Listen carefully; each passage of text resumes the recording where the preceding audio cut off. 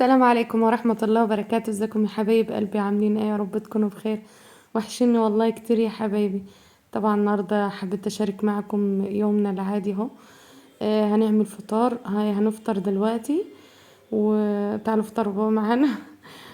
بس طبعا فطار عادي بسيط خالص، اللي هو طعمية وجايبين بسارية مشوية وفول. هعمله في سمنة، معلقة سمنة وكده، و وحتة جبنة حادقة، حباية طماطم. طبعا عيش بلدي من اللي احنا خابزينه، اللي موجود في البيت يعني.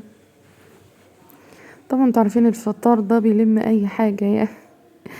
هنا بقى كده فضيت الحاجات اللي احنا جايبينها من بره دي.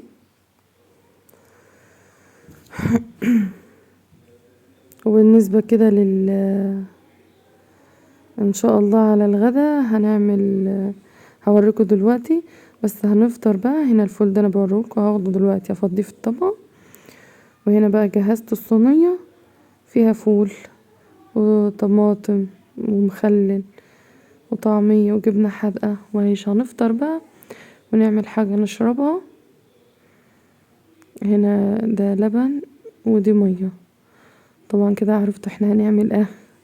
هنعمل هنا لبن، شاي بلبن. طبعا هحط سكر. طبعا السكر ده بيبقى على حسب الرغبة، يعني اللي بيشرب الحاجة سكر زيادة او ناقصة. وبالنسبة للشاي برضو خفيف يعني مش كتير. هنا بقى هحط الشاي. هنا بقى كانت المية بتغلي زي ما انتوا شفتوها. هفضيها على الشاي كده. يعني انا مش نص الكوباية يعني، او اقل من النص شوية. المجات مش منصصة برضو شاي قوي. هنا بقى الحمد لله باللبن كب مني على الرخامة وكب مني على البوتاجاز اللي هو غلا وفار يعني. هنا بقى هدوب السكر. وهنا بوريكم دلوقتي ده بلح كنت حاطه في الفريزر. شايفين ما شاء الله طلعته وغسلته عامل ازاي.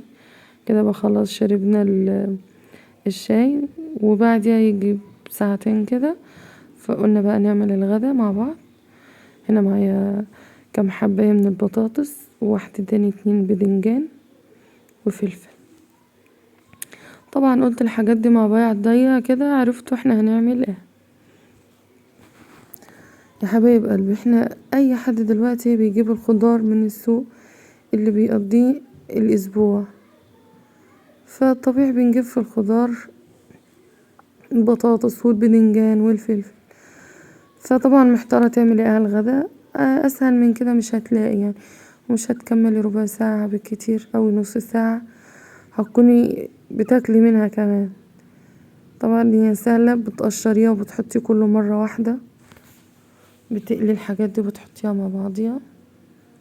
انا هنا قشرت البطاطس وهقشر البدنجان كمان والفلفل. انا هعمله ازاي؟ مش هسيبه كده اللي هو قرون سليمة، لا هخرطه حتت برضو زي البدنجان والبطاطس، بس طبعا كبيرة شوية. هنا بقى عملت ادي كده البدنجان. هنا هخرطه وارش عليه رشة بسيطة خالص خفيفة من الملح. طبعا رشة الملح دي لها فايدة ازاي، اللي هو ما بتخليش البدنجان يشرب زيت. هخلصها يعني كده خلصته. ومرش بقى عليهم رشة من الملح زي ما انتوا شايفين كده. رشة الملح دي بقى يا حبايب قلبي عبال ما اجهز الفلفل واقلي البطاطس هتكون ايه، نقع. خلت البدنجان نقع مية سودا. وهنا شايفين الفلفل، احوش البذور اللي جوا دي او مش عارفه انتوا بتقولوا عليها ايه. وطبعا الحمد لله جيت اصور التقليه بتاعت المسقعه تسبيكه. انا هقول لكم عملت ايه لان انتوا هتشوفوها على طول. خرطت بصله صغيره وحمرتها على النار، حطيتها في معلقة سمنة وحطيتها على النار، اتشوحت، رحت حاطة فيها ربع معلقة من الكزبرة على كمون، ونزلت عليها بالصلصة، قلبت قلبتين، ورحت حاطة فيها معلقة من السكر ورشة من الملح. طبعا هتتسبك بقى وهظبطها، اروح حاطة فيها الحاجات دي بعد ما اقليها، بس عشان ممكن البطاطس تتهري منك لما تنزل في التسبيكة. لا، دوسي على البطاطس شوية يخليها ناشفة شوية، والبدنجان كذلك. طبعا هنا كده حطيت البطاطس. حبايب قلبي، ما تنسانوش باللايك والاشتراك وتفعيل الجرس للكل علشان يوصل لكم اي جديد. ومش عارفة بصراحة، يعني حد يقول لي لا ما فيش تفاعل على القناة كده، وحاسة ان هي واقعة خالص، يعني مش. يا حبايب قلبي، ولو حد شايف ان المحتوى نفسه ما بيجيبش تفاعل او مش هيخليلي القناة يبقى فيها ربح، حد يقولي على حاجة صح او يديني على الطريق الصح. طبعا انا كان نفسي بصراحة ان انا اعمل قناة على اليوتيوب، وما لقيتش قدامي محتوى اللي هو ينفع اعمله غير اللي هو اعمل الاكل.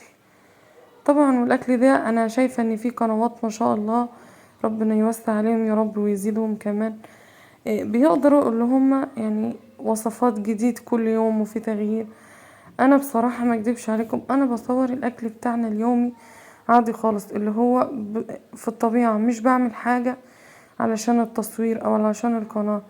انا ظروفي سامحة لغاية كده بس، فمش شايفة ان في حد اللي هو ممكن حد، يعني انا اغلبية المشاهدات اللي بتجي مش من المشتركين. طيب لا، يعني ان هم داخلين عاملين لي اشتراك يعني عشان تساعدوني، انتوا عاملين لي اشتراك عشان تساعدوني او عشان تعملوا لي ربح للقناة، فساعدوني بالمشاهدات، ده اللي بيتمناه منكم والله. حبايب قلبي، اللي شايف الحاجة يعني حاجة صح انا مش شايفاها يقولي عليها، وطبعا انا بعمل اللي بقدر عليه والله. هنا بقى دي الصلصة اللي انا قلت لكم عليها بتاعت الاساس المسقعة. هنا كنت بزود لها حبة ملح، طبعا انا كنت ظبطها من الملح والسكر والكمون والكزبرة، ما حطيتش اكتر من كده. وهنا بقى نزلت بالبطاطس، واحط برضو الباذنجان، واضيف عليهم الفلفل.